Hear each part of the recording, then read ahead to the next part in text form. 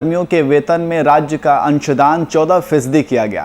PM मत्स्य संपदा योजना के लिए 85 करोड़ की अनुमति दी गई। वाणिज्य न्यायाधिकरण की नियुक्ति की स्वीकृति मिली। अनिल कुमार सिंह वन क्षेत्र प्राधिकरण पर कार्रवाई की मंजूरी दी गई। फसल राहत के लिए 25 करोड़ का कोपर्स फंड योजना की मंजूरी दी गई और साथ ही सरना मसना के सौंदर्यीकरण को भी मंजूरी मिली। जनजातीय समुदाय के पवित्र स्थल सरना जाहिर स्थान हटगड़ी एवं मसना का संरक्षण एवं विकास करने के निमित्त योजना की रूपरेखा एवं कार्यान्वयन की प्रक्रिया में संशोधन के प्रस्ताव को स्वीकृति दी गई। सहकारिता विभाग से है, जिसके अंतर्गत झारखंड राज्य फसल राहत योजना के लिए कॉर्पस फंड के गठन की स्वीकृति दी गई। 25 करोड़ रुपए का एक कॉर्पस फंड का गठन किया जाएगा और इस फंड से अर्जित ब्याज से राज्य के किसानों के फसलों की क्षति होने की स्थिति में तत्काल राहत के रूप में क्षतिपूर्ति का भुगतान किया जाएगा।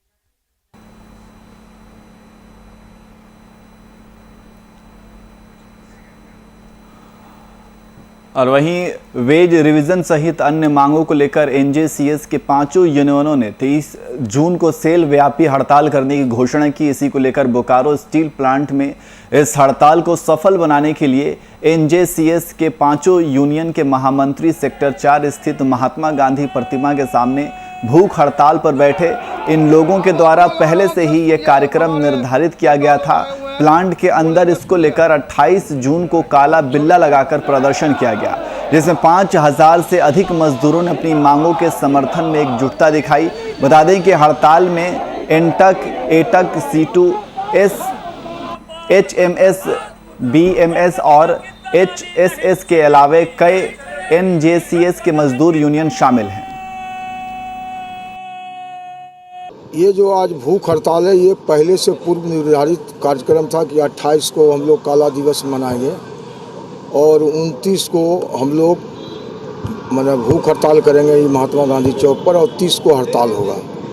हड़ताल तो प्लांट में तो आप ये समझ लीजिए कि 100 डिग्री सेंटीग्रेड पर जैसे पानी उबलता है ऐसे मजदूर उबल रहा है। और कल पूरा प्लांट में या पूरे सेल में चिड़िया भी प्लांट में नहीं रहेगा, पूरा सेल बंद रहेगा, बोकारो भी बंद रहेगा। संयुक्त मोर्चा के तरफ से जो ट्रेड यूनियन संयुक्त मोर्चा एनजेसीएस का यूनियन है, एनटक, एटक, C2, HMS, BMS, उसके तरफ से आज पूरे सेल के अंदर में। और इसकी ज़रूरत इसलिए पड़ा है कि आप लोगों को मालूम है कि हड़ताल नोटिस सभी संयुक्त रूप से देने के बाद मैनेजमेंट दबाव में आया। 22 जून से लेकर 27 जून तक वार्ता किया, लेकिन मैनेजमेंट एक समझौता तक पहुंचने का कोई कोशिश नहीं किया। गैर जिम्मेदारी पूर्वक वार्ता चलाया।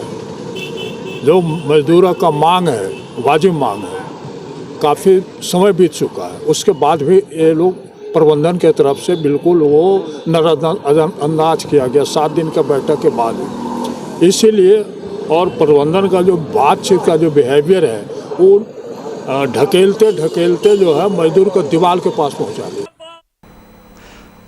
और इसी खबर पर अधिक जानकारी के लिए हमारे संवाददाता विजय कुमार हमारे साथ फोन लाइन पे मौजूद हैं। विजय, वेब रिवीजन को लेकर व्यापी हड़ताल किया जा रहा है, क्या ये पूरा मामला क्या है, क्या कुछ जानकारी?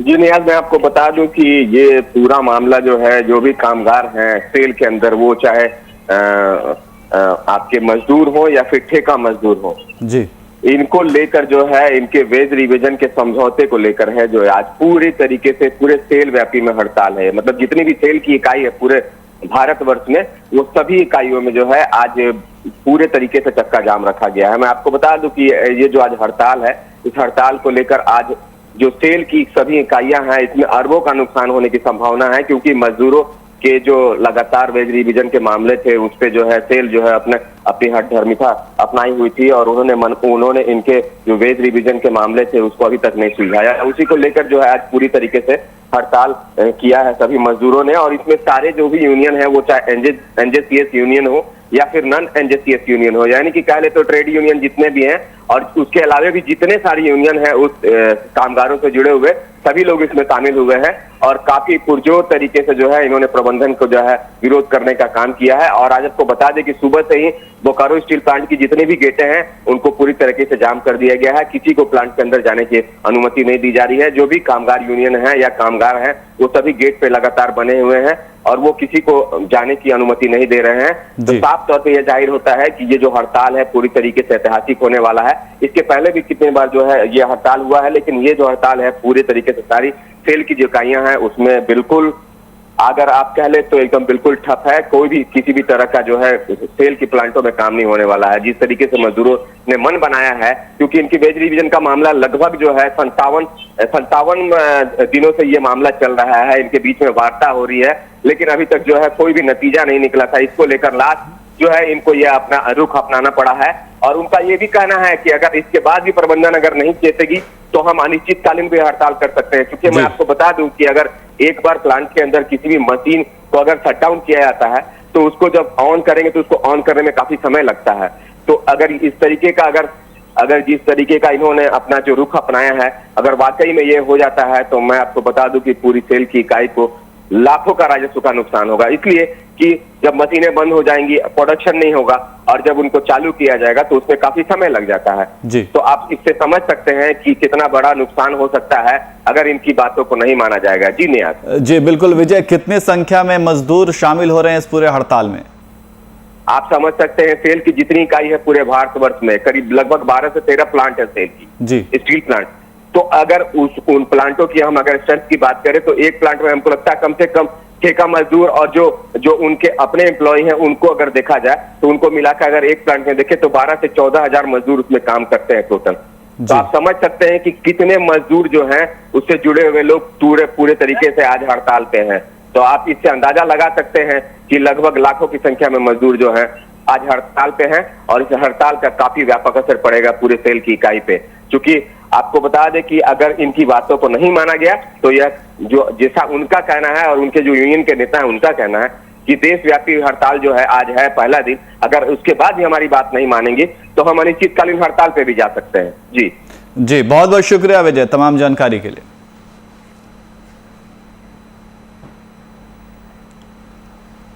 वहीं कोरोना के तीसरे वेव से निपटने के लिए वैक्सीनेशन में तेजी लाने का निर्देश दिया गया था, लेकिन बोकारो जिले में वैक्सीन पूरी तरह खत्म हो चुकी है, जिसके चलते वैक्सीनेशन का काम सभी सेंटरों में बंद कर दिया गया है।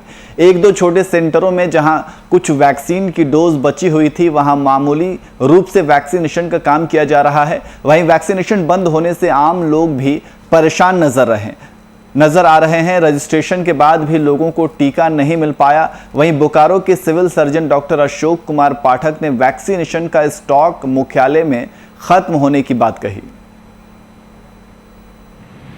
वैक्सीन लेना था सेकेंड डोज का, आज मैसेज भी आया हमको कि सेकेंड डोज का मैसेज लेना है, बट यहाँ आया तो मालूम चल रहा है कि वैक्सीन ही ख़त्म हो गया। पता नहीं कब आएगा क्या आएगा, हमको कुछ समझ में नहीं आ रहा। कुछ कोई लोग हैं भी नहीं कि कुछ बताएं, कुछ समझ में ही नहीं आ रहा। देखते हैं कब मिलेगा क्या मिलेगा। इनका फर्स्ट डोज लेना था, हमको सेकेंड डोज लेना था। और कोरोना की तीसरी लहर की आशंका को देखते हुए झारखंड सरकार ने तैयारी शुरू कर दी है। स्वास्थ्य विभाग की ओर से निजी और सरकारी अस्पतालों में बच्चों के लिए बेड बढ़ाने को कहा गया है और सरकार से मिले निर्देश के बाद सिर्फ रांची शहर के सरकारी और प्राइवेट अस्पतालों में करीब 300 बेड बढ़ाए जा रहे हैं। इसको लेकर तैयारियां जोरों पर हैं। बेड के अलावा जरूरी उपकरण की खरीदारी और स्वास्थ्य कर्मियों की ट्रेनिंग पर भी ध्यान दिया जा रहा है।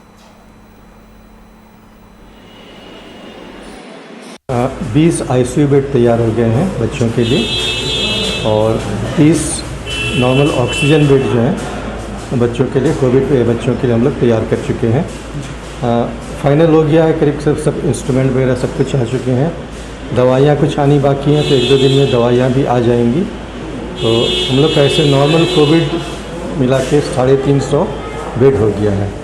पहले का जो बेड थे और आईसीयू बेड मिला के 350 बेड हो जा रहे हैं। और समस्तीपुर में लगातार हो रही बारिश के चलते लोगों के घरों में पानी भरा हुआ है। शहर से लेकर ग्रामीण इलाकों इलाके जलमग्न हैं, लोगों को काफ़ी परेशानियों का सामना करना पड़ रहा है।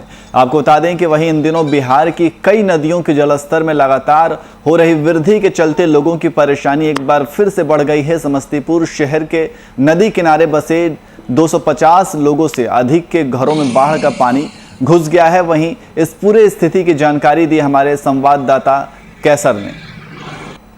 लगातार हो रही बारिश के कारण लोगों के घरों में बारिश का पानी घुस गया है, जिससे लोग पहले ही परेशान बड़े हुए हैं। शहर से लेकर ग्रामीण इलाके में लगातार जलमग्न की तस्वीर सामने आ रही है और लोगों को काफी परेशानियों का सामना करना पड़ रहा है। वहीं देखा जाए तो बिहार के अंदर कई नदियों के जल स्तर में लगातार हो रही वृद्धि के कारण अब लोग परेशान होने लगे हैं। बाढ़ का खतरा उन पर मंडराने लगा है। लगातार समस्तीपुर की बूढ़ी गंडक नदी के जल स्तर में वृद्धि के कारण बूढ़ी गंडक नदी किनारे बसे 250 से 300 घरों के अंदर बाढ़ का पानी घुस गया है, जिससे लोगों की परेशानी बढ़ गई है। लोग ऊंचे स्थानों पर रहने को मजबूर हो गए हैं। वीआईपी न्यूज के लिए समस्तीपुर से कैसर। और फिलहाल बुलेटिन में इतना ही। देश और दुनिया की तमाम खबरों के लिए देखते रहिए वीआईपी न्यूज। नमस्कार।